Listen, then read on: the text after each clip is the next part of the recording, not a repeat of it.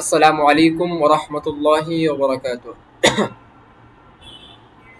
আলহামদুলিল্লাহ, আপনাদের মাঝে গুরুত্বপূর্ণ কিছু মাসআলা নিয়ে হাজির হয়েছি। কারণ আমাদের সামনে কুরবানি আমাদের সামনে আগত, এই জন্য কুরবানির কিছু মাসআলা আপনাদের জানা দরকার আছে। এই জন্য আমি হাজির হয়েছি। তো তন্মধ্যে কিছু মাসআলা আপনাদেরকে এখন বলবো। 66টির মতো মাসআলা আমি এটা লিখছি এবং 66টির মতো মাসআলা আস্তে আস্তে এগুলো আপনাদের মাঝে বলবো ভিডিও আকার ধারণ করে। এখন আসেন মাসআলার প্রথম যে প্রশ্ন, সেটা হলো আমাদের 1 নম্বর প্রশ্ন হবে যে কার উপর কুরবানি ওয়াজিব হবে। এখন আসেন কার উপর ওয়াজিব হবে, এটা আপনারা জানেন 10 তারিখ সুবহ সাদিক থেকে নিয়ে 12 তারিখ পর্যন্ত। এখন আসেন সূর্য অস্ত পর্যন্ত কারো কাছে যদি এই নিসাব পরিমাণ সম্পদ থাকে তো তার উপরে হলো কুরবানি ওয়াজিব। এখন আসেন কতটুকু সম্পদ আপনার থাকা লাগবে। তো আপনি যদি ধরি যে 7.5 ভরি স্বর্ণ অথবা 52.5 ভরি রূপা কারো কাছে যদি থাকে তা তার উপর কুরবানি হলো ওয়াজিব। তো আপনারা 1 নম্বর প্রশ্নের উত্তর পেয়ে গেছেন। এখন আসেন 2 নম্বর প্রশ্ন, যে নিসাবের মেয়াদ কতদিন।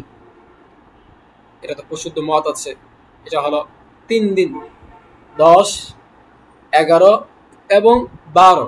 এই 3 দিন হলো আপনার নিসাবের মালিক। এই 3 দিনের মধ্যে যদি কারো কাছে যদি এই যে উপরে যে মাসআলাটা বললাম, যে 7.5 ভরি স্বর্ণ এবং 52 ভরি রূপা যদি থাকে তো তার উপর কুরবানি ওয়াজিব হবে। তো এই 3 দিনের মধ্যে যদি এতটুকু সম্পদ তার কাছে থাকে তো তোর কুরবানি তার জন্য ওয়াজিব হয়ে যাবে। এখন আসেন 2 নম্বর মাসআলা গেল। 3 নম্বর মাসআলা হলো 3 দিনের মধ্যে কোন দিন কুরবানি করা উত্তম। তো এর উত্তর হলো যে 10 তারিখে প্রথম দিন এটা হলো উত্তম। গেল। এরপর হলো 4 নম্বর প্রশ্ন হলো যদি নাবালেগের নিসাব পরিমাণ সম্পদ থাকে তার উপর কুরবানি ওয়াজিব হবে কিনা। উত্তর হবে না, নাবালেগের উপরে কোনো কুরবানি হবে না। 5 নম্বর হলো বালেগ সুস্থ মস্তিষ্ক না, নিসাব পরিমাণ সম্পদ আছে, তার উপর কুরবানি ওয়াজিব হবে কিনা।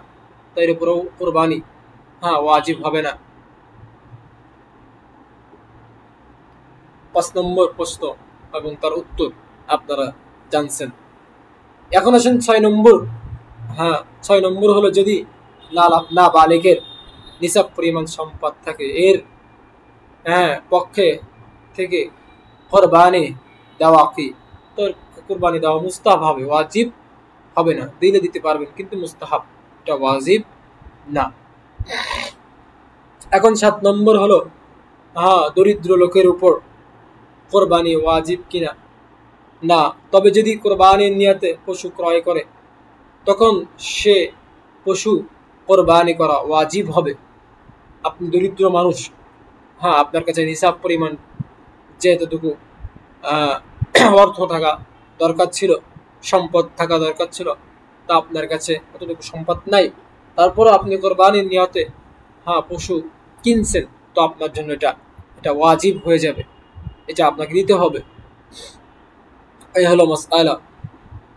তো এতক্ষণ পর্যন্ত আপনারা যতটুকু মাসআলা শুনলেন, আর সামনে ধারাবাহিকভাবে মাসআলা বয়ান করা হবে। আপনারা আমাদের সাথেই থাকেন ইনশাআল্লাহ। সামনে 8 নম্বর থেকে মাসআলা বলা হবে। আখির দাওয়ানা আলহামদুলিল্লাহি রাব্বিল আলামিন।